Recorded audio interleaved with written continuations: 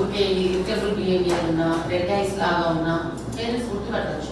College government high school మర్కజీ ఆధార సభ్యులు ఫార్మసీ కాలేజీలో మనం ఈ అవేర్నెస్ ఉన్న ఈ 4 స్టేషన్స్ అంటే ఇంక్లూడింగ్ వరంగల్ కిలవరంగల్ కూడా కలుపుకొని 77.41 kgs 19.35 lakhs worth of ganja seize అయింది సార్.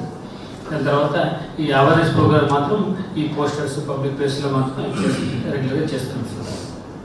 గాంజా మొత్తం 600 కేజెస్ గాంజా కూడా సీజ్ చేసి సివిల్ పోలీసుకు హ్యాండ్ ఓవర్ చేస్తాం సార్. ఇప్పుడు స్వయం మేము ఎఫ్ఐఆర్ చేసే ఇన్స్ట్రక్షన్ లేవు కాబట్టి చేసే ఎన్ఫోర్స్మెంట్ వరకు కూడా సివిల్ పోలీస్కి ఇచ్చేసి వాళ్ళకు ఇన్వెస్టిగేషన్ భాగంలో కోఆపరేట్ చేయాలి అనేది వాళ్ళకు గైడ్ చేస్తున్నాం.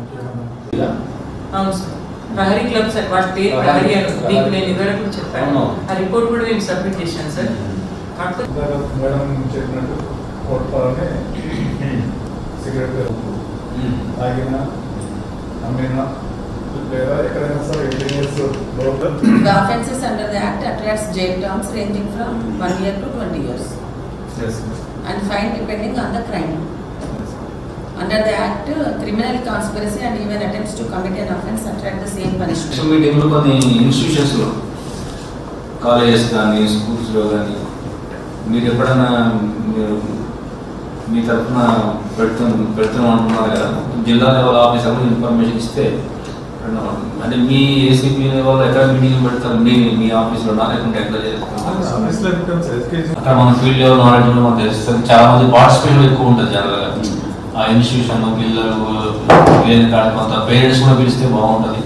జనరల్గా ఎక్కడైతే ఈ ప్రాబ్లం ఉందో, ఈ ఇష్యూ ఎక్కడైనా కొన్ని ఇన్స్టిట్యూషన్స్ ఉన్న చోట సస్పెక్టెడ్ ప్లేసెస్ అలాంటి ఇన్స్టిట్యూషన్ ఎన్నుకుంటే ఇంకా ఎఫెక్టివ్ ఉంటుంది. ఆ ప్రాబ్లం లేని ఇన్స్టిట్యూషన్ పోవడం వల్ల ఉపయోగం లేదు.